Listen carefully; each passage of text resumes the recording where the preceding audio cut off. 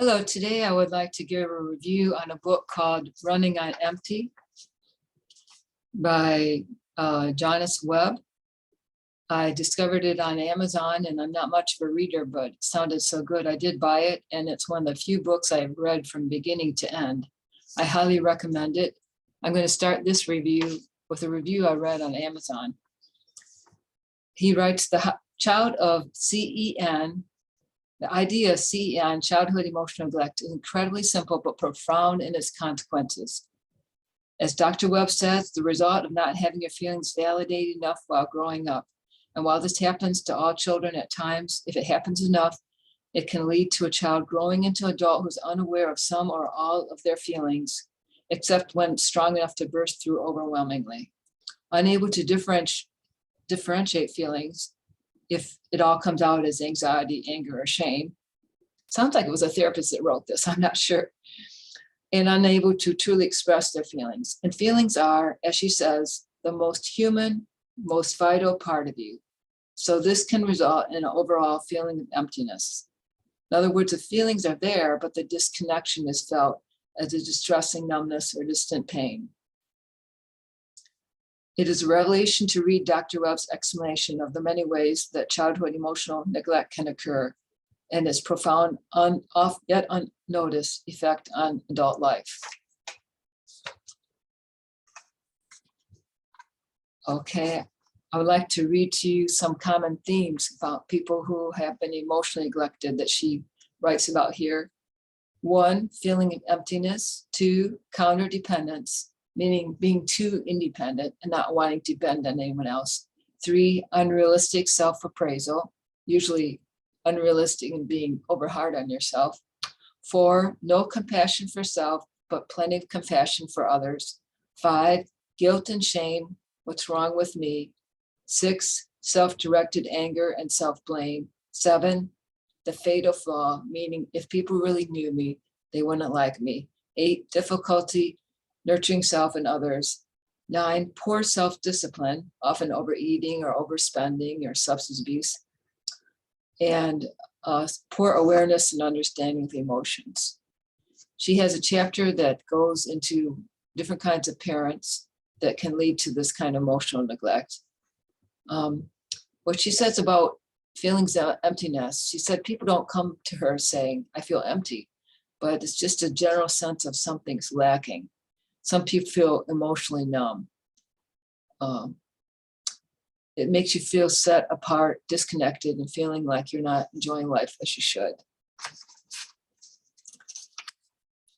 Now, one area I liked is where she talked about factors that get in the way of successful change. One would be false expectations, thinking that change is always going to be up and up and up, where usually it's up and down. That setbacks are failures. No, setbacks are common. That if you get off track, you should give up. No, she says, don't give up. Getting off track is a process of making a change. 2, avoidance. And I thought this was really good the way she worded that. She said, avoidance is the enemy of progress. Avoidance may beckon like an oasis in the desert, but it will leave you parched. The only way to deal with a natural pull towards avoidance is to face it head on. Take notice of those moments when your avoidance kicks in, turn it around and challenge it. Remind yourself that it will take you down a one-way street to nowhere. That's very good writing. So then she tells you how you can recover from emotional neglect.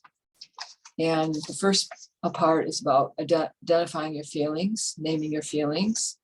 At the end of the book, she has a long list of feelings. If you don't come up with any on your own, just I'm trying to find it, but I can't find it. But anyways, it's there. She says, identify and name your feelings, self-monitor your feelings. She's got a feeling sheet for you to fill out to help you work on it. See there? Oops, gotta get that right there. 4, accepting and trusting your feelings, realizing there's no bad emotions, even that they don't always make rational sense. 3, feelings can be very powerful, but they can be managed. 5, learning to express feelings effectively. 4 is the IAAA steps, stands for identify, accept, and attribute, and act. 6, recognizing and valuing emotions and relationships. She goes into different kinds of relationships. She also has a really good chapter on self-care, breaking it down to step A, putting yourself first. Step B, and part of that is learning to say no. Yeah, even a learning to say no change sheet, in case you have a problem with that. Asking for help. Then she talks about food, learning to not overeat, prioritizing, putting a high priority on your own enjoyment. And she's got a chapter on parenting your children when you have been emotionally neglected, you know, not to feel guilty about it because it's not your fault, but she gives you tips on that. Yes, the chapter is called Ending the Cycle, Giving Your Child What You Never Got.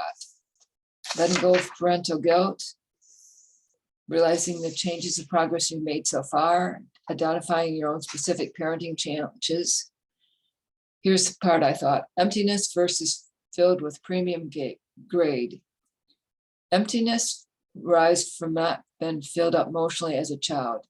If you receive lower grade fuel as a child and you are experiencing emptiness as an adult, there's a good chance you may not be providing your own children with enough high octane fuel. If this rings a bell for you, it's important to realize it's not your fault. And she gives more specific tips, how to change that, how to turn counter dependence into mutual interdependence, how to help the child develop a clear sense of self.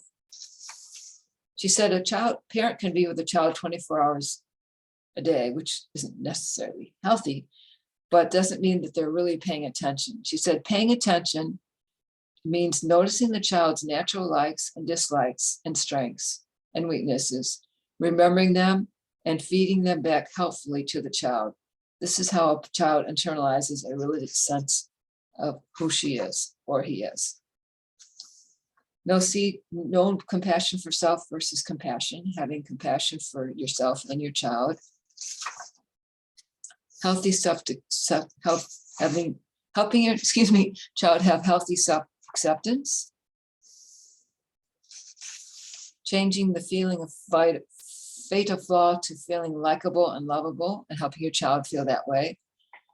Changing difficulty in nurturing to giving and caring.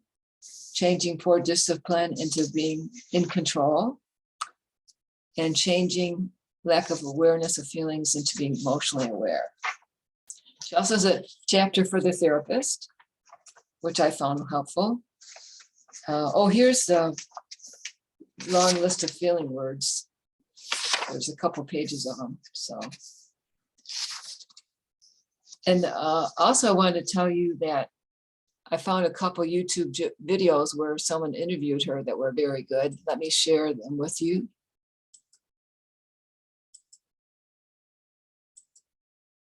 This one is called Childhood Emotional Neglect and Narcissism. It's 49 minutes long. And then this one is good too, where you actually get to see her, called Childhood Emotional Neglect with Dr. Jonice Webb. See? Negative. But it really is simple. It happens when you grow up in a household that really just underattends to the world of emotion. And she gives some good specific examples of that. So I hope you like this review, and I hope you get a chance to buy and read the book and pass the word on to others. Have a good day. If you like this video, please hit the like button. Okay, bye.